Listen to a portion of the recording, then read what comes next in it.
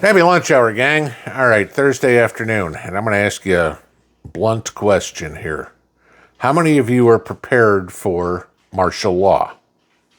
Now, I'm not talking about national, but we could get that far. How many of you are prepared for it to happen in your own community? Don't say it won't happen, okay? Oh, my area is so safe, so secure, so yada, yada, yada, right? Let's take a look at this. All right, Washington, D.C. We know that what's been going on for the last couple of days. Trump federalized the district, brought in the National Guard, and as of last night, there were 103 so far reported arrests, including murderers, rapists, illegals, people with felons, people with warrants out for anything from drug charges. They confiscated 23 weapons, etc., etc., etc., in a couple days. All right. Well, that's Washington, D.C. That's a federal district. Got it. Okay. New Mexico, northern New Mexico, along the Colorado border. Not a federal district. Anybody see what happened there today?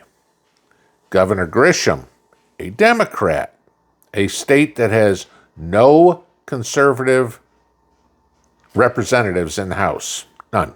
Okay. Announced a state of emergency for Rio Arriba County because of crime. Narcotics, opioids in particular. Okay. There's a large Native American reservation there.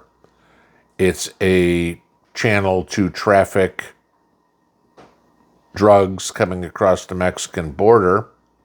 Okay. I live in Arizona. I live in California. I live in Texas. Nah, no illegals, no drugs come through our state, right? Martial law is not going to happen here. Let's take a look at murders. Chicago, St. Louis, New Orleans, Philadelphia. Those aren't looking good. Let's look at all the videos you see about protesters and primarily ones sitting in the streets.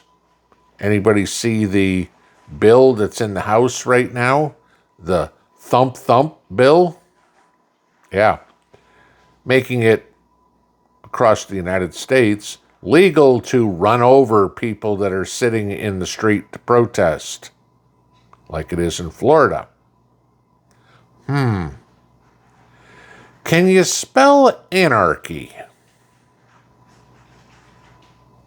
Just asking.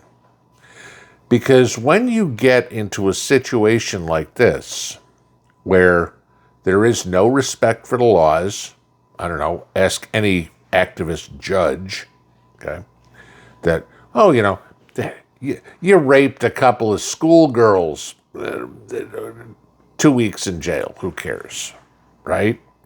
We've seen those cases. You murdered somebody on a park path while they were jogging in the morning in Georgia? No big deal. Okay. You've been trafficking kids? We're gonna spend our time saying how great of a father and an American you are. Right? There's a lot of pushback. Chuck Schumer went on a foul-mouthed tirade here this morning in regards to Washington, D.C. How there's no effing way that Congress would ever approve longer than 30 days Trump to federalize the police in Washington, D.C. See, here's the deal. The Democrats, want criminals because the criminals are the useless idiots they need. We're getting closer and closer and closer and closer to anarchy. There's enough people in this country who scream, Trump isn't my president, that they're not listening to the laws. They don't care. Beto O'Rourke come out the other day. F the rules, right? I mean, this is all, go look it up. You can find it all. But you start to think and go, okay, what happened with Waco or Ruby Ridge, or pick another one, when teeny tiny groups of people didn't want to follow the social norms that make a society, that make a civilized society. The government goes in and says, we're going to take care of it for you.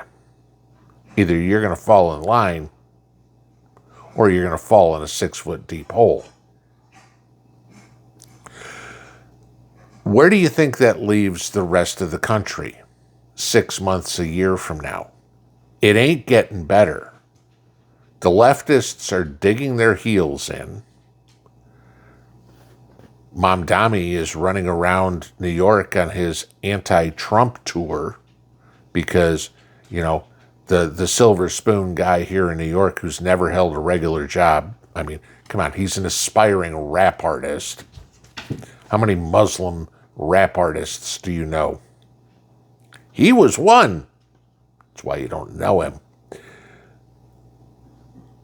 But he's going to change New York. Yeah, you will. New York will become Detroit 2.0.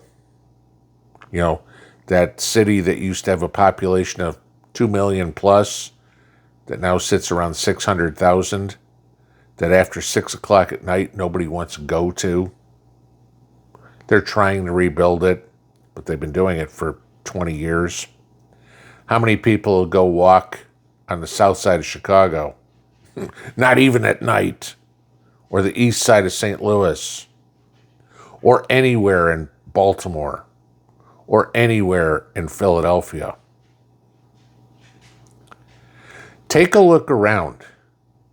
The Democrats are hell-bent on the criminals have all the rights and you have none.